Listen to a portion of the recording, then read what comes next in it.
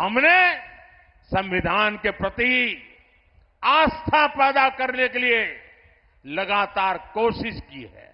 जब पार्लियामेंट में मैं ये प्रस्ताव लेकर के आया कि हमने देश में संविधान दिवस मनाना चाहिए, तब कांग्रेस पार्टी के नेता श्रीमान खड़गे जी ने पार्लियामेंट में उसका विरोध किया था। उन्होंने कहा था, अरे 26 जनवरी तो है, संविधान दिवस की क्या जरूरत है। उनको ये समझ नहीं आया कि भारत के संविधान के प्रति निरंतर श्रद्धा पैदा करते रहना चाहिए, संस्कार बनना चाहिए।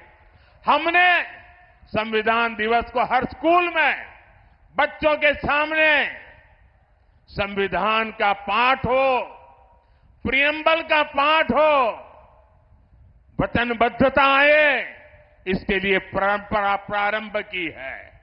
और आज भी संविधान दिवस पर सुप्रीम कोर्ट 2 दिन का सेमिनार करती है, पार्लियामेंट में चर्चा होती है। इतना ही नहीं, संविधान को 75 साल हो रहे हैं। संविधान के 75 साल मनाने का सबसे बड़ा कार्यक्रम हमने प्रारंभ किया है। इतना ही नहीं, हम चाहते हैं कि संविधान सिर्फ अदालतों में दलील के लिए काम आए, इतना पूरता नहीं है। संविधान हमारे जीवन को, हमारे संस्कारों को, हमारी भावनाओं को नई ताकत देने वाला संविधान वो ताकत है जिसको हमें दिलों तक पहुंचाना है। आपके लिए संविधान राजनीति का हथकंडा होगा, हमारे लिए संविधान श्रद्धा का केंद्र है, हमारे लिए संविधान आस्था का केंद्र है, हमारे लिए संविधान आने वाले 2047 के सपनों को पूरा करने का हमारा मार्गदर्शक है। और उसको लेकर के हम स्वतः आजाद भारत को विकसित भारत की ऊंचाई तक ले जाने का संकल्प लेकर के चल रहे हैं। और इसलिए भाइयों बहनों, भारत के संविधान को इस प्रकार से गली मोहल्ले में ठोकरें मारने वालों लोगों को भारत के सार्वजनिक जीवन में कोई जगह नहीं है। अगर सामाजिक न्याय लाने की ताकत है तो हमारे संविधान में है। बिन सांप्रदायिक की सच्ची भावना को उजागर करने की ताकत है तो हमारे संविधान में है।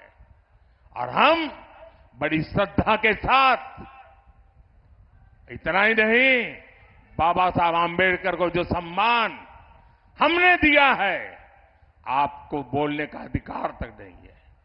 बाबा साहब आंबेडकर के जन्म से लेकर के जिन 5 महत्वपूर्ण स्थान पर बाबा साहब जी के जीवन का टर्निंग पॉइंट रहा है, उसको पंच तीर्थ बनाने का काम हमने किया है।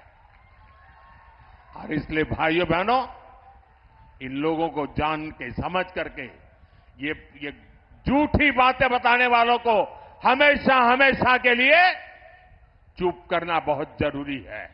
और इस बार आपका वोट हमेशा के लिए उनको चुप कर देगा, ये मैं आपको विश्वास दिलाता हूं।